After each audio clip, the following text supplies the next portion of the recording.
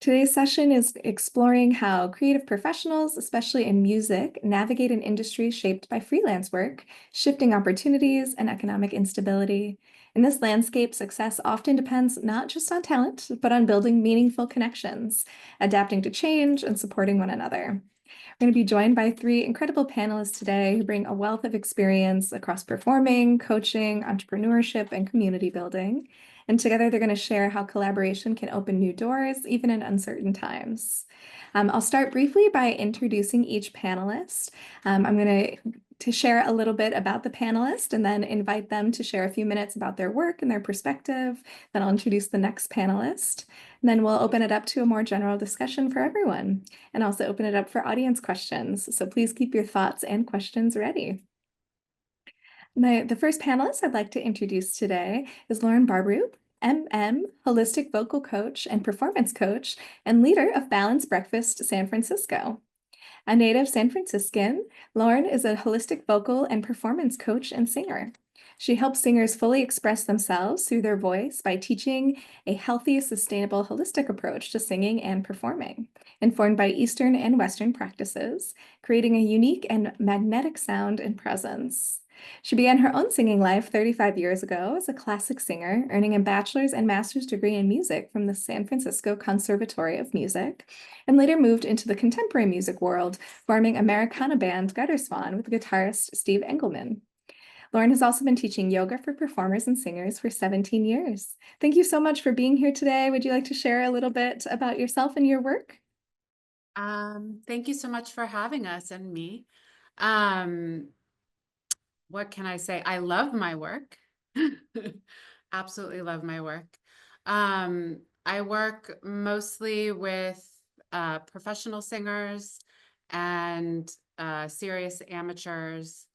Again, I think you said a lot of it to fully express themselves. I will say that I did not learn to sing the way that I was taught, and I decided to utilize a whole bunch of Eastern practices as well as Western practices into the music world and the work that I do with singers to support their whole being, which I think was missing from my work. And then also I will add, because in the spirit of community and being together, a big part of supporting one's well-being, I believe, is to be part of a community and be with people. So I will say, especially for people like myself, who I don't work through an institution, I am a solopreneur, entrepreneur, that being connected to different communities has been incredibly important for my work, my well-being, and I believe my students and the music community beyond. Thank you so much for sharing about your work with us. It is absolutely a pleasure to have you here and to be able to have this conversation today. The next panelist I would like to introduce is Michael Bang, MA, adjunct faculty in the music department of Halone College and leader of Balanced Breakfast Oakland. Michael Bang is a Bay Area musician, composer, performer, and educator. He has taught courses at San Francisco State University, coached rock and jazz ensembles, and teaches private students in guitar, piano, drums, ukulele, mandolin, and banjo, a multi-instrumentalist, as well as music theory, songwriting, and production. He's active in the local music scene and plays dance grunge with the band Tell Me, indie rock band The Riot Professor, and organizes various jazz combos, performing his own solo material, and even writes classical chamber music. Thank you so much for joining us, Michael. Would you like to introduce yourself and share a little about your work? Thanks so much for having us. Yeah, I'm Michael Bang. I lead Balanced Breakfast Oakland. If you're in the East Bay, we're first Tuesday of every month, 7 to 9 p.m. at a place called Arthur Max. All ages, all people are welcome to come. And yeah, I do all the things that you mentioned, but mostly I like to play music and be around people who play music. So the thing I've been thinking about regarding community recently is that the only resource is human resource. meaning if you want to do anything, you have to do it with other people. And so that's what I'm interested in talking about today. Thank you so much. And for those who aren't familiar, can maybe for both of you, can you share a little bit about Balanced Breakfast? What is Balanced Breakfast? What do you all do? And how are those communities in San Francisco and Oakland? So I lead the San Francisco chapter, and sometimes Stefan, our founder, is there with me. I think it's a really important part of the San Francisco music community. It's a place for the whole industry to meet, to not just musicians. So if anyone out there is, a photographer, um, is a producer, a manager, you name it, we all have an opportunity to come together and meet. So if, my day-to-day colleagues in my singing life may be other vocal coaches, I may not have as easy access to other industry people. So this is a way to bring us all together. Yeah, balanced breakfast. It was named because I think they started meeting in the morning at breakfast time. You may have heard me say we meet 7 to 9 p.m. in Oakland. That's because we meet whenever I feel like meeting because I'm the host. But it's a meetup group where music is the focus. But as Loryn said, you don't have to be a musician to go. When I say anyone is welcome, I mean anyone. Visual artists, video artists, bookers and promoters, venue owners, and anyone who's got some interest in music as an industry is welcome to join the meetups. Thank you so much. We really, again, it's great to hear about this community for our attendees and also for our panelists. I also play music and have been to Balanced Breakfast meetups before, so that is partially how I'm familiar with the group. And just it's a wonderful community. The resources sharing, having an opportunity to collaborate, to learn more about what other folks in the area are up to is just really an awesome opportunity. A question for you. I'd like to just jump off in, how has being a part of community like Balanced Breakfast shaped your career path and your different creative opportunities? What doors of collaboration might have been open to you through this community? I don't think I could do my work the way that I do it without it. I joined about 9 years ago.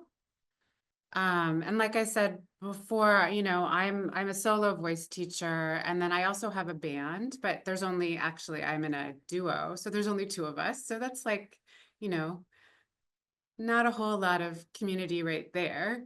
I think just for even pure mental health and being able to have conversations and troubleshoot and talk about pretty much anything through the lens of the music industry keeps me present, keeps me in the know of what's going on. Making friends, for me, that's actually, I would say, first and foremost is friendship and inspiration. I think without that, I would feel like I'm on an island by myself. Even though I have my students, it's not the same.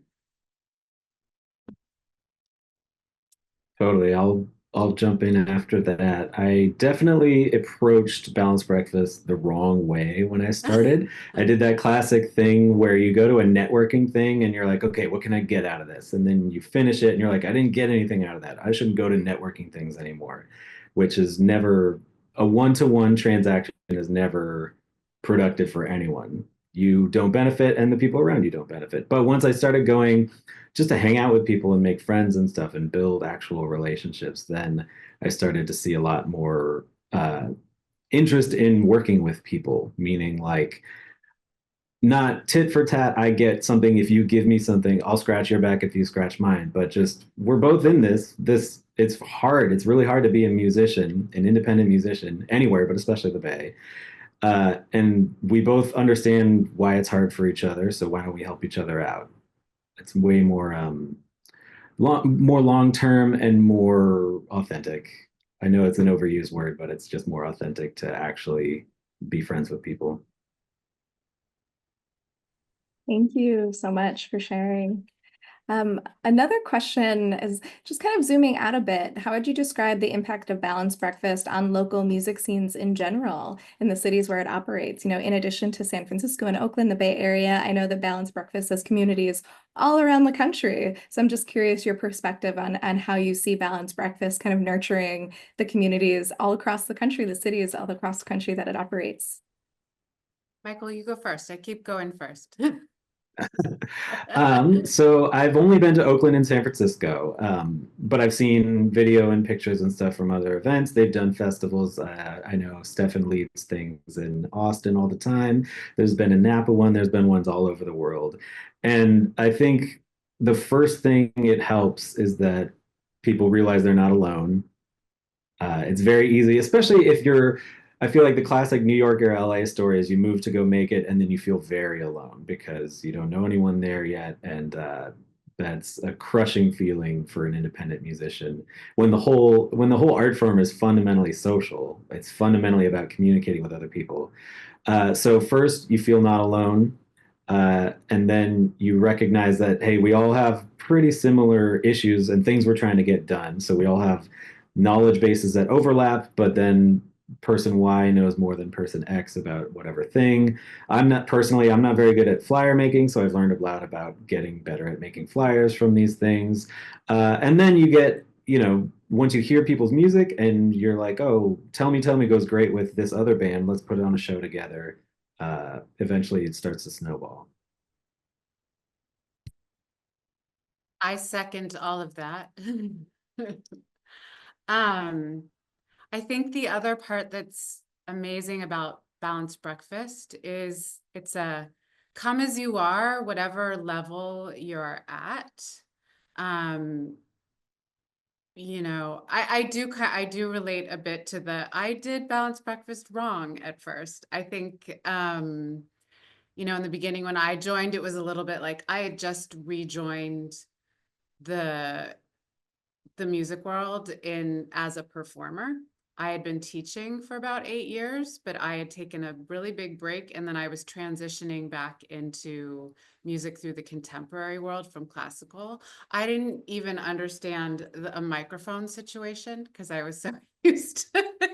So I felt like a little bit scared and I better like put my performer face on and I realized very quickly that balanced breakfast is a place where it's like, it's okay. It doesn't matter. You come, you meet people, you learn, you make friends. 9 years later, I'm in a very different place. And I don't think I would be in the place that I am without it. And I know that I could then join, I go to a new city. And if there's balanced breakfast there, I know that I already have a community. Thank you so much. That is just really great to hear. And I know both of you have expressed it's not necessarily, one for the other, like showing up like I'm gonna get this out of going here in exchange for I will do. It's not quite that transactional. It's really more about building that community vibe. But I'm also curious, has it influenced your ability to get gigs? Has it resulted in you performing in places that maybe you wouldn't have had access to otherwise? What would you say in terms of, the impact on where you perform your music? Yeah, for me on both sides of performance and teaching, I think Michael mentioned earlier, you meet people, you make friends, and you realize, oh, we can put a bill together. So a lot of venues on the definitely medium to small level, these days prefer you to bring a bill of like 2 to 3 bands to the booker and present. So if you don't know anybody to play with, that's a lot harder. It's doable. You have to start somewhere. But if you start, meeting people, the fun part is going to everybody else's shows, seeing, who you're compatible with on so many different levels, and then presenting, saying, hey, we can all do a show together. And then for me as a teacher, I think trust and accountability is a huge thing.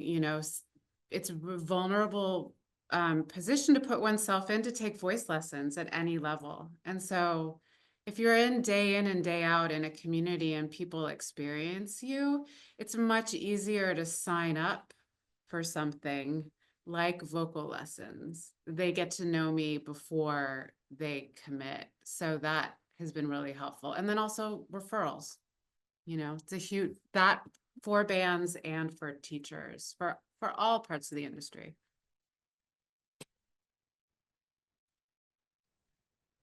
Yeah, Michelle, going back to your question, I think that being part of the music community here has definitely gotten me into gigs and spaces that I wouldn't have had access to before. And Balanced Breakfast is one part of that. I wouldn't say like showing up to a Balanced Breakfast meeting every month is going to magically make anything else happen.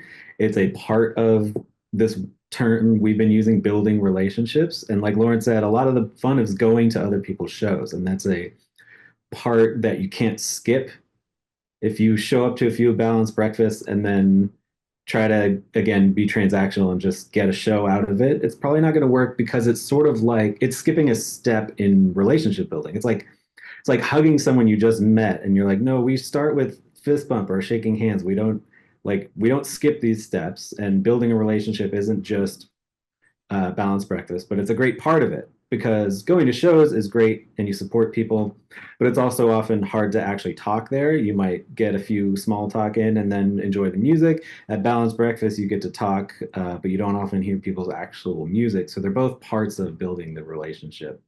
But doing both of those things, going to people's shows and going to these balanced breakfast meetings and doing more other things, just engaging with the community because you enjoy it and you love it, has led me to get like I played Bottom of the Hill in San Francisco. That's a great venue. It's not, Bill Graham, but it's bigger than I had ever played before. And it's a place I had grown up going to, and it's an amazing spot. So yeah, I definitely owe a lot of that stuff to the community building, which Balanced Breakfast is a part of. Thank you so much. Well, and both of you have shared, in addition to your performance life, actually performing in front of audiences, you both also have tangential careers in music. And so I'm curious from your perspective, the music industry has evolved and continues to evolve rather dramatically over time. And how have you adapted to these shifts? What advice might you give to others who are trying to find their footing? Michael, you want to take this first? Sure. Thank you, Loryn. I would say a couple things. First, I would say there has never been one path in history for making it as a musician. And because one path in the past, like the record industry, because you can't just play gigs and then get seen by an A&R rep from a label and then get signed and then get a whole bunch of money and then whatever else may happen, like in the 70s, 80s, 90s. Because that path is no longer open doesn't mean that there aren't other paths. And if anyone tells you there is one path, oftentimes they're trying to sell you something. The one path is my service that I charge for. There are no set paths. Everyone who has ever made it has always had a unique story. Uh, the way I've heard it is there's no magic lever that you pull that makes it happen. You pull all the levers a little bit until some of these things start to build a career for you. So that's what I would say is there's no one path, try everything. Mhm. I agree. Um, I would say an interesting change over the last 10 years has been the aid of technology. I do know that on one hand, technology right now, there's some things going on that feel a little bit scary, but especially for singers who don't play an instrument, or they play an instrument but not well enough to feel like they can support themselves. I've started getting a lot of people into my studio that are like, well, I had this feeling that I could write a song. And I was able to set it, to music so I could start somewhere. So I think music making in many ways is more accessible, which then for me as a coach, I try to bring the community in around that person, how they need the support. You know, do you need a guitar player? Do you need this? Do you need a producer?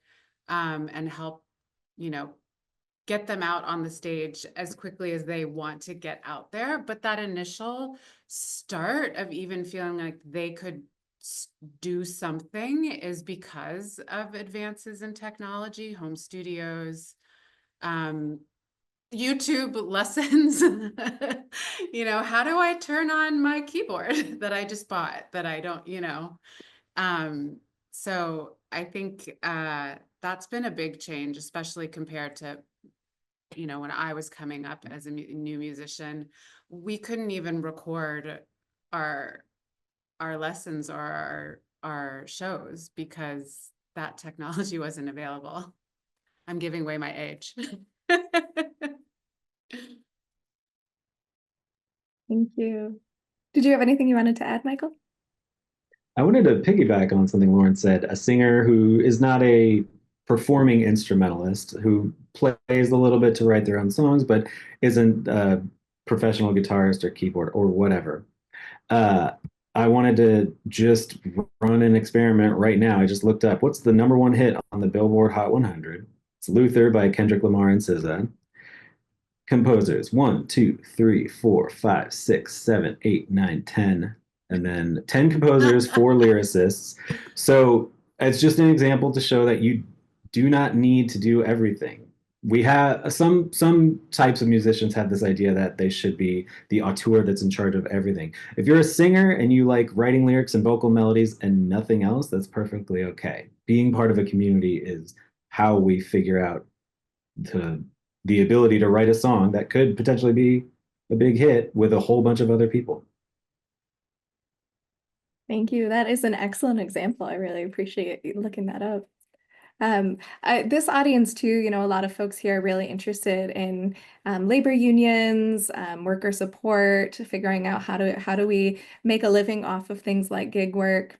And so I'm curious if either of you belong to a union. Are you familiar with unions in the area? If there's anything kind of related to union support that you might be able to share.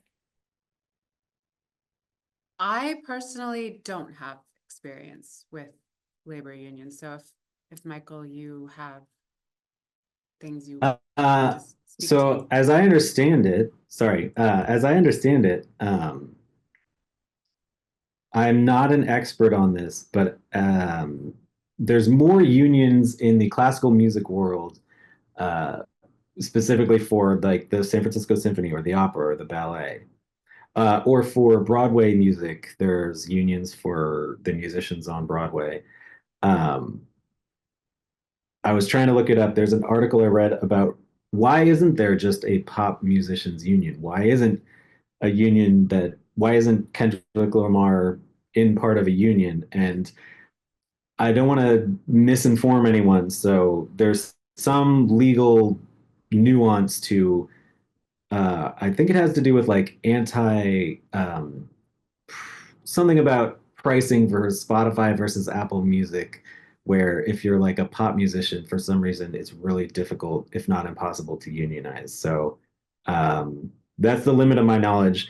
I'm vaguely aware that there's some limitation, but I don't know the specifics. Thank you both for sharing. One of the things that was highlighted earlier today, more in alignment with films and production, is just that historically, you know, film education might have been, oh, this is how you hone your craft. These are some of the creative avenues. You know, this is how to express yourself with lighting, things that are more focused on the craft itself. Whereas now, folks have to be a lot more aware of marketing, of how to pitch yourself on a variety of services, how be entrepreneurial. There's a lot more pressure to expand the knowledge base of folks who are then going forth and getting an education in film studies. And I see parallels in music as well. And I'm curious to get both of your feedback. Beyond talent, what entrepreneurial skills do you think are critical for musicians and industry professionals who are making a living in music? I think all the skills, everything from, you know, project management, accounting, it's really, it's communication skills, I would say it's very similar to every industry.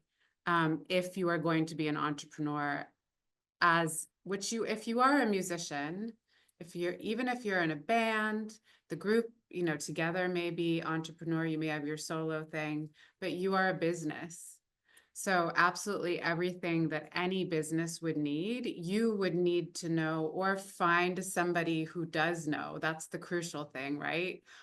There are so many things that I am not good at that I pass off to somebody else. I need to know that I need it. And it's probably best that I know as much about it as I can know so that I know who to hire to help me. Or who to ask, again, like community, I need to find somebody who knows something, who knows somebody, who knows somebody. But I really can't think of anything that you don't need to know.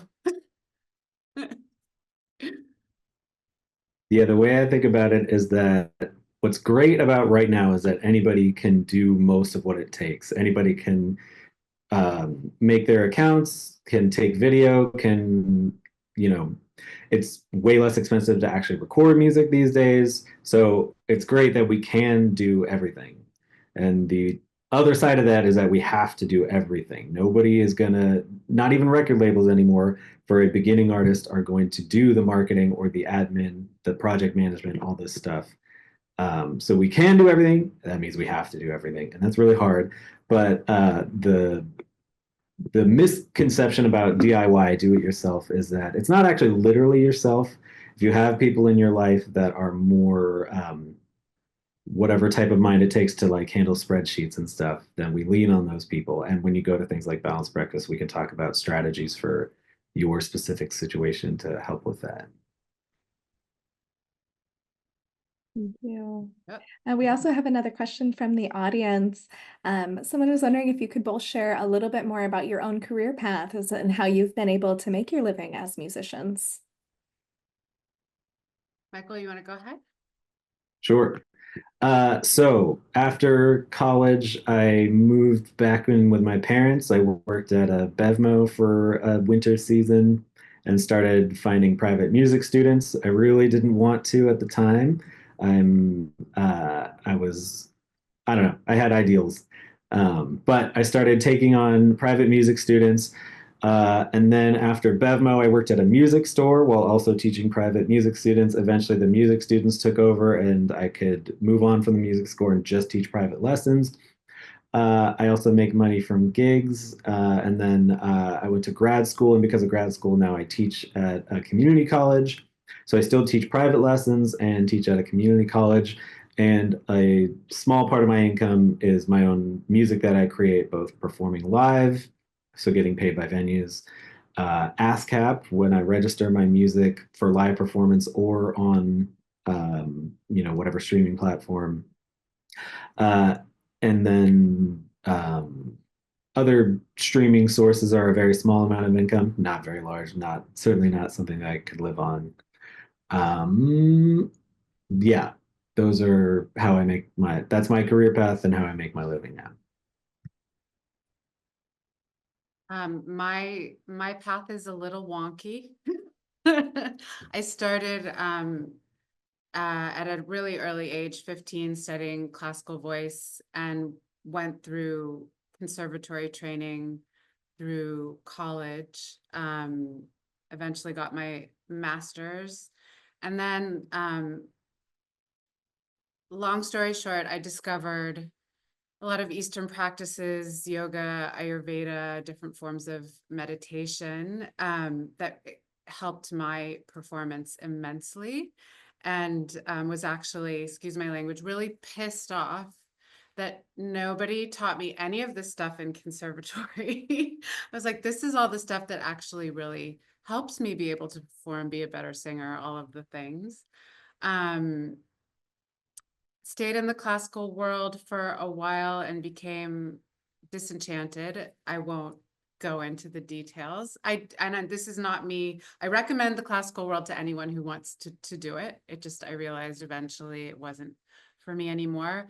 And I decided to take a break from singing. I actually didn't know that if I would sing again, but I became certified in all the practices that I was using with an eye towards putting together a way of working with performers, especially singers, to help them first with performance, and then eventually I ended up being a vocal teacher as well. I did not plan on that at all. It was not my plan, but it happened, and I absolutely love it.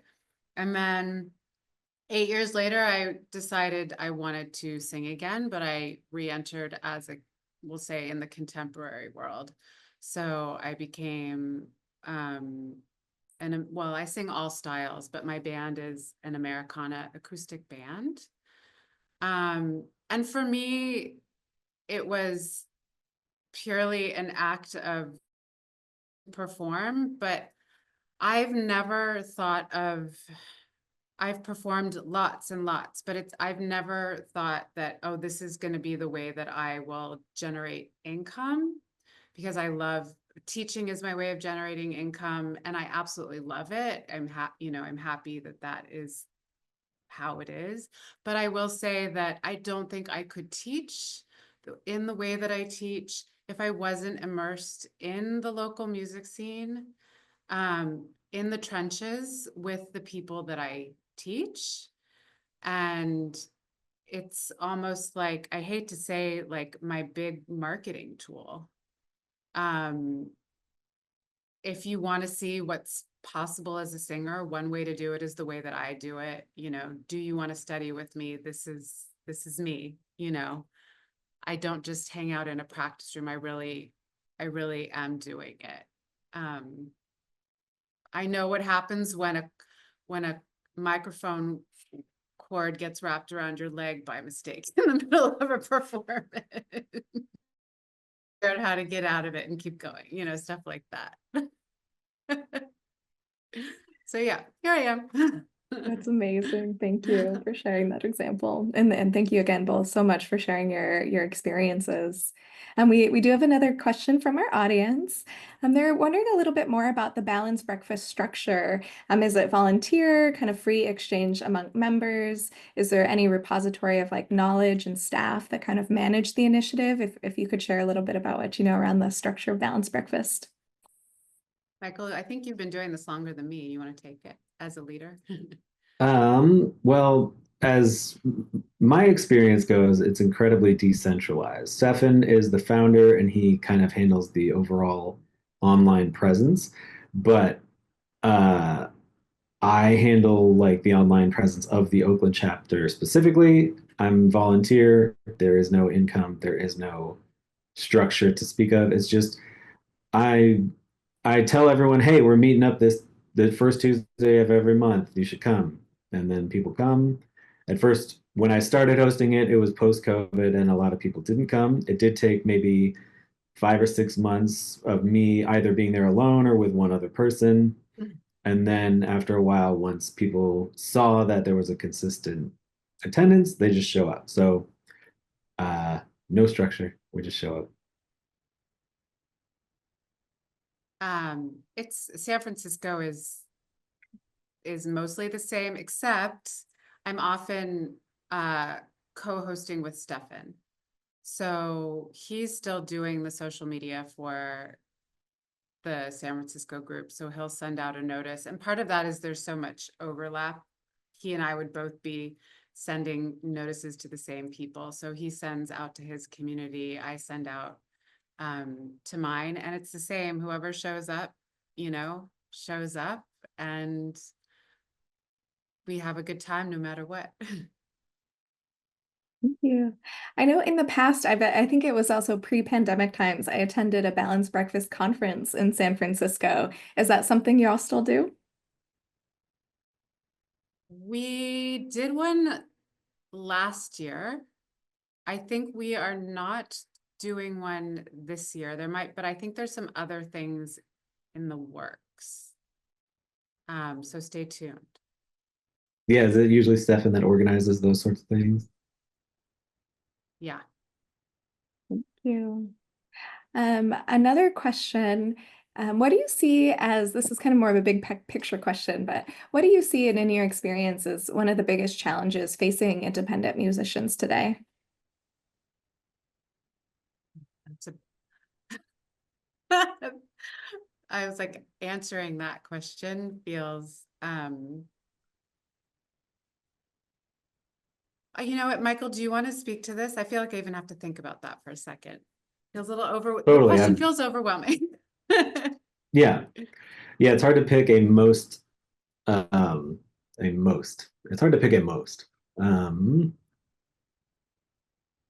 I don't know. I feel like in any creative industry, music, acting, film and television, uh, puppeteering, any creative industry is sort of like inherently weeds out anyone who doesn't love it. Like if you're not doing it because you already love it and you're compelled to do it regardless of your income, but you feel that you would be better if this was your income. Like if I could work on my music 24/7 or 16/7, then I think it would be better. I'm no matter what I do, I'm always going to make music, but I'm looking for a way that my music can be the income so that I can work on it more. And I think uh, I don't dislike the fact that it's challenging for that reason. Like it is really hard. It's always historically been hard. And I don't think that's a bad thing in and of itself. I do think that uh, like film and television, especially, that also means that you a challenge that is not necessarily like hard to do to get on your path, but hard to understand is going to be a challenge. Is that sometimes um, nefarious people try to get your money or other worse things. So I think earlier I said try everything because you never know what's going to work, but be careful where you actually put money. You can invest your time a little more easily than you can invest actual money. Um, I'm fortunate that I haven't sunk a whole bunch of money into something that I later realized was a scam or just unhelpful. But there's a lot of challenges, but be careful where you put a whole bunch of money. Um, what comes to mind for me is the thing that is really helpful, technology. Um, communication is unlike it ever has been before. We have so much available to us at all times. Someone in their living room can post a video, and reach a whole lot of people. But at the same time, I think because of that, it can be harder to break through and be seen because there is so much information coming, at us all the time. In no way do I think that should deter anybody, though. Again, speaking to, I think, what Michael was saying, if you love this and you feel like this is what you need to do, want to do, like, please try it. please just, go for it. And then you don't have to spend a lot of money if you're like, well, I'm just going to start by making, a TikTok video. Yeah. Well, I really appreciate both of you being here. I think we're actually coming close to time, and I think that was a beautiful note to end on. Give it a try. There's resources out there. You might need to be all creative business business things, wear a lot of different hats, but there's communities available to help you. Any closing parting thoughts from our panelists before we wrap up the session? I had a thought about joining communities. I know that, not everybody enjoys, or I would say that some people feel more challenged by communities and networking, et cetera. Maybe I'm speaking to the people that are more introverted. And what I've experienced through Balanced Breakfast it's very open, come as you are. Even if you don't want to talk, just go to the thing. Just go to the thing. Doesn't even matter. Just sit in the corner. Just do it. as far as balanced breakfast goes, we're fine with that. Nobody cares. It's all good. But I would hope for people in their own communities, like take a deep breath, drink some water, and then just go. And as my best friend used to always say, we can go and you can always leave.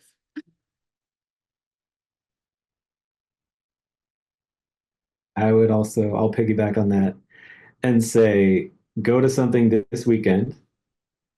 And I will encourage you to talk. I will say, go to a concert this weekend or whatever event that you go to for whatever your field is, and talk to the performer or the host or whatever it is. And if you don't know what to say, that's okay. I wouldn't know what to say if somebody were telling me this to me.